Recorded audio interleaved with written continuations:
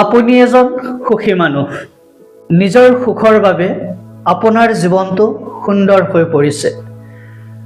দুখ বুলিবলৈ আপোনাৰ একোৱেই নাই। কেতিয়াবা দুখৰ বোজা কঢ়িয়াই লৈ ফুৰা মানুহ আপুনি লগ পাইছেনে? যদি লগ পাইছে, তেনে মানুহক দুখত কিয় আছে প্ৰশ্ন কৰি পাইছেনে? সুখী কেনেকৈ হ'ব পাৰি, এই প্ৰসংগত ইমানুৱেল কাণ্টৰ এষাৰ কথা আপোনালোকৰ সৈতে শ্বেয়াৰ কৰিবলৈ মন গ'ল। কাণ্টে কৈছিল, rules for happiness, something to do, someone to love, something to hope for. অৰ্থাৎ সুখী হোৱাৰ সূত্ৰ বা নিয়ম তিনিটা। 1. কিবা এটা কৰক। 2. কাৰোবাক ভাল পাওক। আৰু 3. কিবা এটাৰ বাবে আশাত থাকক। আপোনাৰ বা মোৰ সুখবোৰ বেছিভাগ ক্ষেত্ৰতেই বস্তুবাদী হৈ পৰিছে। ভোগ বিলাস, আৰাম স্বাচ্ছন্দ্য, সা সম্পত্তিৰ ভিত্তিতেই আমি সুখৰ ধাৰণা অনুভৱ কৰি লওঁ।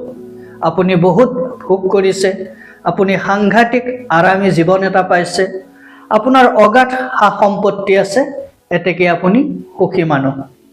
যিবোৰ মানুহে ভোগ কৰিবলৈ পোৱা নাই, যিবোৰ মানুহে আৰামত থাকিব পৰা নাই, যিবোৰ মানুহৰ সা সম্পত্তি নাই, সেইবোৰ মানুহেই যেন দুখৰ বালিত পোত গৈ আছে, আমাৰ ধাৰণা তেনেকুৱাই।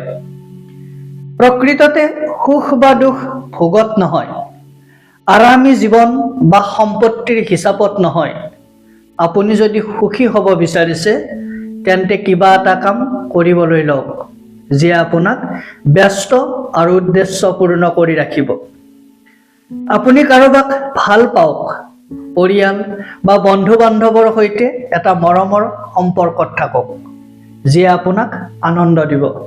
আপুনি কিবা এটা আশা বুকুত বান্ধি লওক, যিয়ে ভৱিষ্যত জীৱনটোক দুৰ্দিনৰ সময়তো আগবাঢ়ি যাবলৈ সাহস দিব।